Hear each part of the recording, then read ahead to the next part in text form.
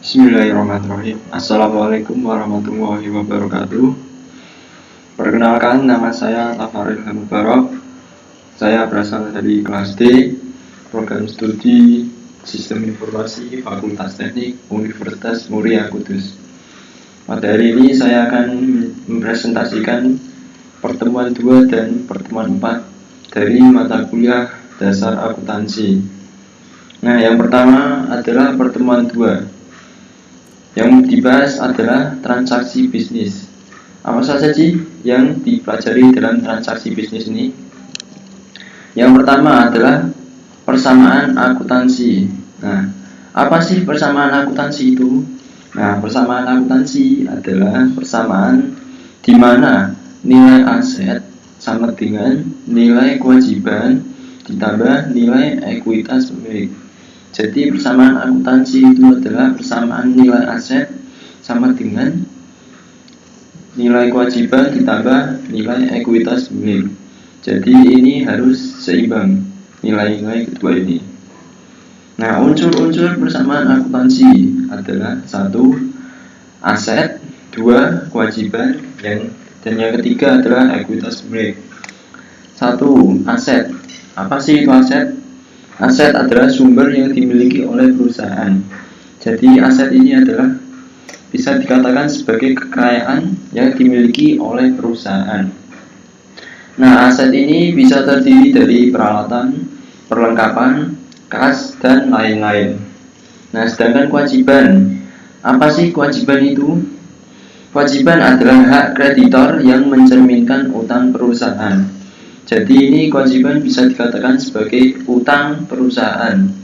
Jadi perusahaan harus membayar utang tersebut atau melunasi utang tersebut kepada kreditor. Kreditor ini adalah orang yang meminjami uang kepada perusahaan. Nah, yang ketiga ada ekuitas pemilik. Apa itu ekuitas pemilik? Adalah hak pemilik perusahaan atau bisa disebut sebagai investasi dari pemilik. Nah, ekuitas ini bisa berbentuk sebagai modal. Nah, kita lanjut. Transaksi bisnis. Ini adalah pengertian transaksi bisnis, yaitu peristiwa atau kondisi ekonomi yang secara langsung mengubah kondisi keuangan suatu entitas atau secara langsung mempengaruhi hasil operasinya. Nah, ini adalah pengertian transaksi bisnisnya.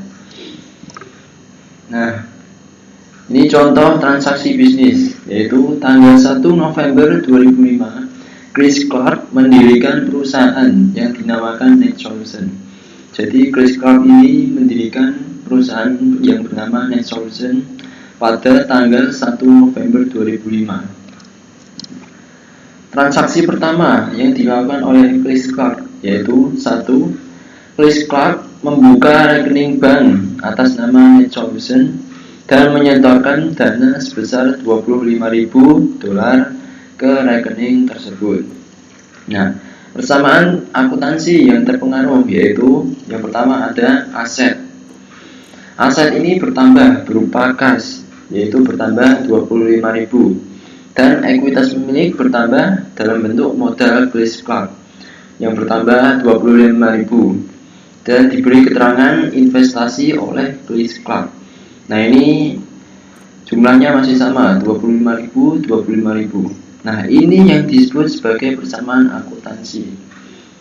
Persamaan ini disebut sebagai persamaan akuntansi karena nilainya sama. Jika nilainya tidak sama, maka tidak bisa disebut sebagai persamaan akuntansi.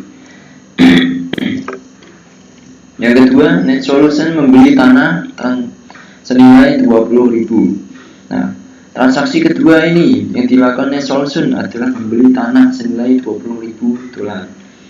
Nah, persamaan akuntansi yang terpengaruh yaitu aset yang berkurang, asetnya ini berkurang $20.000, yang asalnya $25.000 berkurang $20.000 jadi $5.000.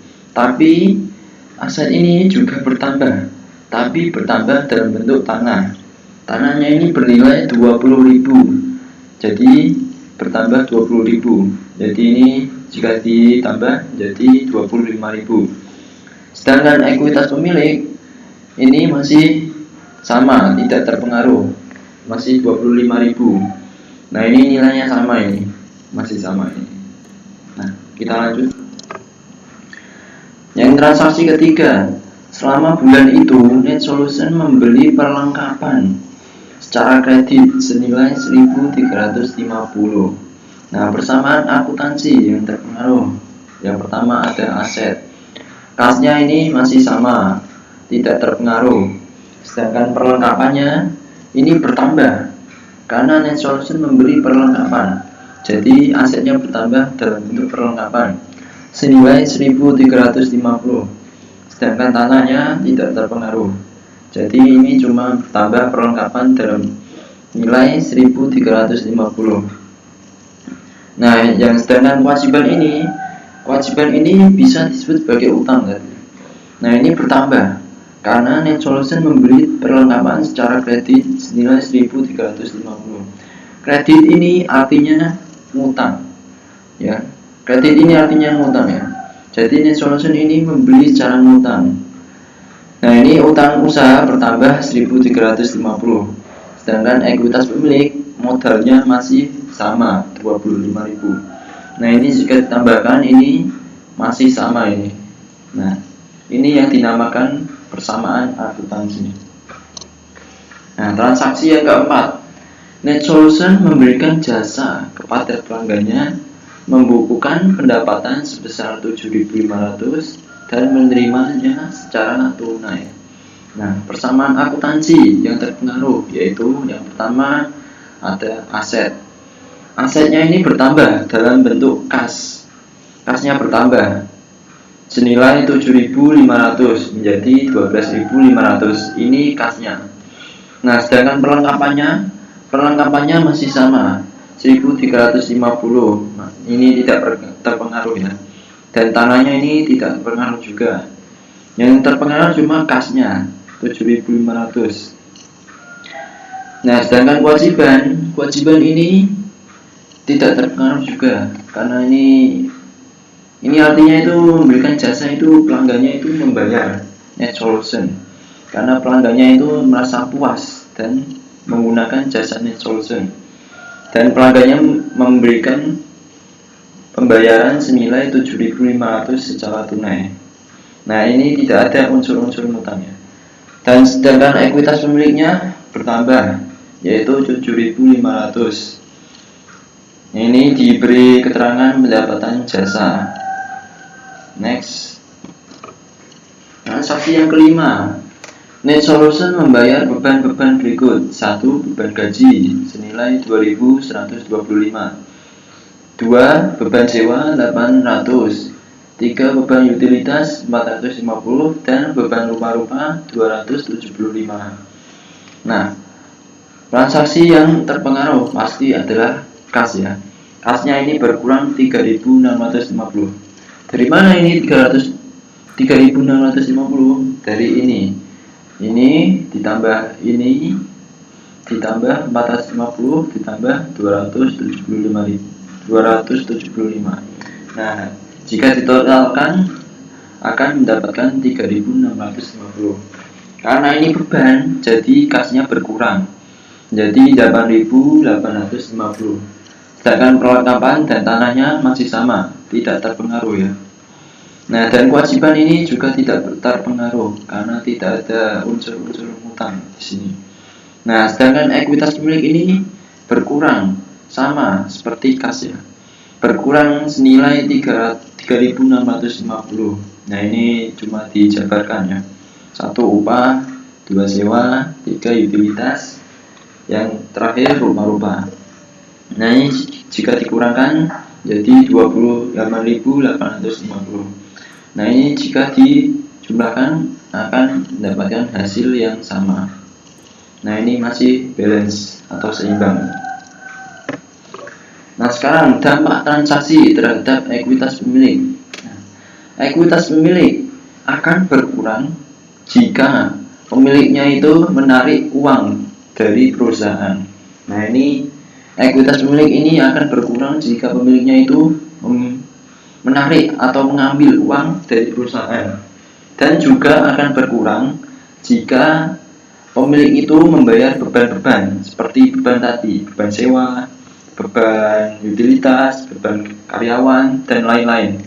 Nah, dua ini yang membuat ekuitas pemilik menjadi berkurang. Nah, sedangkan ekuitas pemilik akan bertambah jika pemilik ini menginvestasikan uangnya kepada perusahaan. Jadi ini akan bertambah ya. Dan juga akan bertambah jika ada pendapatan seperti tadi, pendapatan jasa. Jika ada suatu pelanggan yang datang ke NetSolution dan pelanggan itu menggunakan jasa dari NetSolution dan membayar NetSolution karena sudah memberikan jasa kepada pelanggan, ini akan dan perusahaan akan mendapatkan pendapatan, sehingga pendapatan ini akan menambah ekuitas pemilik. Nah, ini perbedaannya. Yang berkurang itu ada dua, yaitu penarikan pemilik dan beban. Dan yang membuat bertambah ekuitas pemilik ada dua juga, yaitu satu, investasi pemilik, dua, pendapatan. Next, laporan akuntansi yang disebut laporan keuangan menyediakan rangkuman informasi kepada pemilik. Next. Nah, laporan keuangan itu ada 4 macam, yaitu 1. Laporan laba rugi, 2. Laporan ekuitas pemilik, 3. neraca, dan yang terakhir laporan arus kas. Nah, yang pertama laporan laba rugi. Laporan laba rugi ini berisi rangkuman dari pendapatan dan beban selama periode waktu tertentu. Nah, laporan laba rugi ini jadi berisi pendapatan dan beban. Ini nanti akan dijumlahkan. Pendapatannya itu berapa dan bebannya itu ditotalkan berapa. Nah, jika sudah ditotalkan, nanti pendapatan akan dikurangi oleh jumlah total bebannya. Nah, nanti akan menghasilkan laba bersih. Nah, sedangkan laporan ekuitas pemilik adalah rangkuman dari perubahan ekuitas pemilik selama periode waktu tertentu. Nah, sedangkan neraca daftar dari aset, kewajiban, dan ekuitas pemilik pada tanggal tertentu. Nah, dan yang terakhir laporan arus kas berisi rangkuman dari penerimaan dan pengeluaran kas selama periode waktu tertentu. Nah, ini macam-macam laporan keuangan ya. Jadi laporan keuangan itu ada 4 macam. Next. Nah, ini contoh laporan laba rugi. Nah, ini seperti yang saya katakan tadi, laporan laba rugi itu hanya berisi pendapatan dan beban. Nah, pendapatannya ini ditulis berapa jumlahnya. Nah, tadi kan 7.500 dari NetSolution itu pendapatannya. Sedangkan beban-bebannya ada beban upah, beban sewa, beban perlengkapan, beban utilitas, dan beban-beban lain. Nah, ini ditotalkan menjadi 4.450. Nah, jika bebannya ini sudah ditotalkan, nah kita kurangi pendapatan dikurangi beban-bebannya. Nah, akan menghasilkan laba bersih yang bernilai 3.050. Nah, perlu diingat, jika pendapatan ini lebih besar daripada total beban ini, maka bisa dikatakan perusahaan itu mengalami keuntungan. Sebaliknya, jika pendapatan itu lebih kecil dari beban-beban ini, maka perusahaan itu bisa dikatakan mengalami kerugian. Nah, ini ketika neraca menampilkan kewajiban dan ekuitas pemilik di bawah aset, maka bentuk laporan yang digunakan. Nah, sekian, terima kasih. Nah, kita lanjut ke pertemuan 4, yaitu persamaan dasar akuntansi. Nah, yang dipelajari yang pertama adalah pembagian akuntansi. Nah, ternyata akuntansi itu ada 3, yaitu akuntansi manajemen, akuntansi keuangan, dan akuntansi pemerintah. Yang pertama, akuntansi manajemen adalah cabang akuntansi yang menghasilkan laporan keuangan bagi pihak intern organisasi atau manajemen. Jadi cabang akuntansi manajemen ini diperuntukkan bagi pihak organisasi internal ya, atau manajemen. Sedangkan akuntansi keuangan adalah cabang akuntansi yang menghasilkan laporan keuangan bagi pihak eksternal seperti investor, kreditor, dan bapepam. Dan yang terakhir, akuntansi pemerintah adalah cabang akuntansi yang memproses transaksi-transaksi keuangan pemerintah yang menghasilkan laporan keuangan sebagai bentuk pertanggungjawaban pelaksanaan APBN dan atau APBD kepada rakyat melalui lembaga legislatif serta untuk kepentingan pihak-pihak yang terkait. Nah, ini pengertian dari akuntansi pemerintah ya. Kita lanjut. Nah, sekarang siklus akuntansi.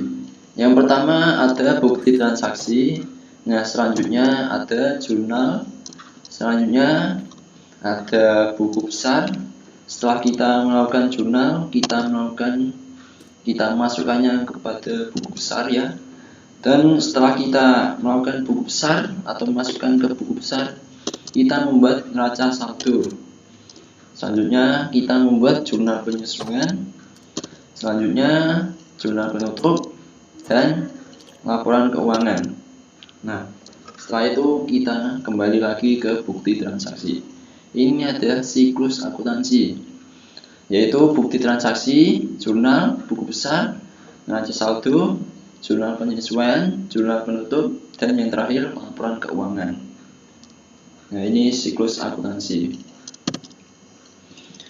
Konsep entitas terpisah. Perusahaan dianggap terpisah dengan pemiliknya. Nah, konsep entitas ini ada contohnya. Nah, ini Elisa ini menginvestasikan 10 juta kepada salonnya yang bernama Salon Elisa. Jadi persamaan akuntansi yang bertambah adalah harta salon bernilai bertambah 10 juta dan kepentingan Elisa juga bertambah senilai 10 juta rupiah. Nah, ini harta harus sama, ini sama dengan ini, artinya harus sama. Harta dengan kepentingan pemilik. Hartanya tadi 10 juta dan kepentingan pemiliknya juga 10 juta. Ini masih sama nilainya.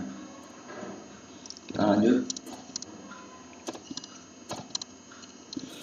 Nah, sekarang tadi Elisa sudah menginvestasikan uang 10 jutanya kepada Salon Elisa.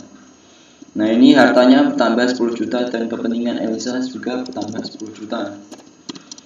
Nah, sekarang Elisa melakukan pinjaman uang kepada kreditor senilai 1 juta rupiah.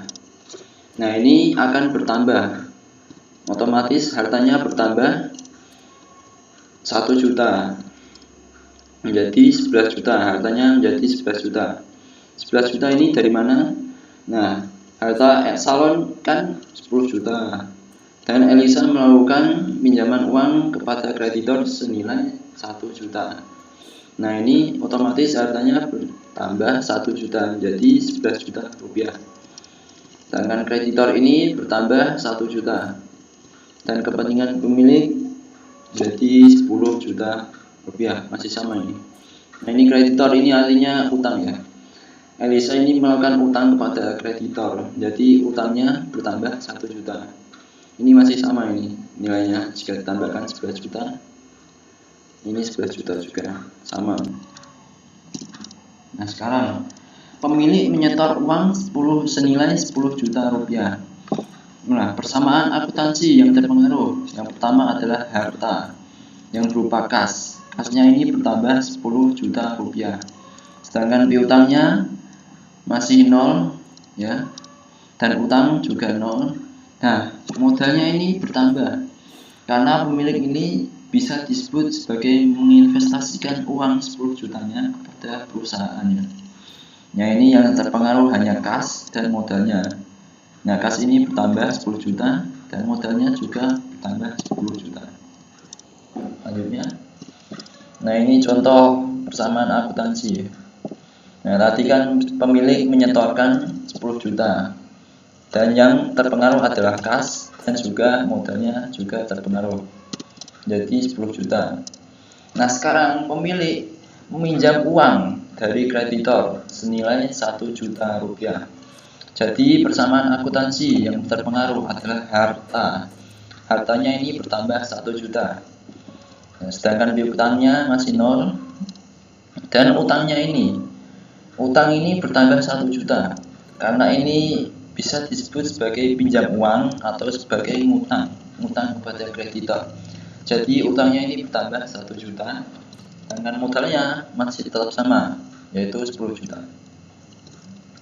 Nah, saldonya jadi 11 juta, ini kasnya 11 juta, piutangnya 0, utang jadi 1 juta, modalnya menjadi 10 juta, masih sama ini. Nah, ini jika ditambahkan masih sama ya, 11 juta ini.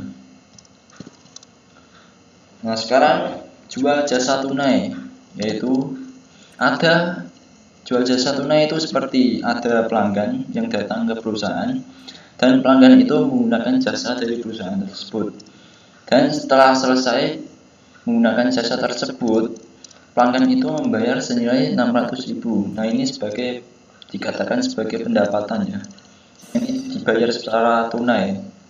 Nah, persamaan akuntansi yang terpengaruh adalah yang pastinya adalah harta yang berupa kasnya bertambah 600.000, sedangkan piutangnya ini masih 0, sedangkan utangnya juga 0. Nah, modalnya ini juga bertambah 600.000. Nah, ini sama, yang terpengaruh ada dua, yaitu kas dan modalnya bertambah 600.000. Nah, sekarang saldonya menjadi 11 juta ditambah 600.000 menjadi 11.600.000. Sedangkan piutangnya masih 0, utangnya juga masih sama ini 1 juta. Sedangkan modalnya bertambah 10.600.000.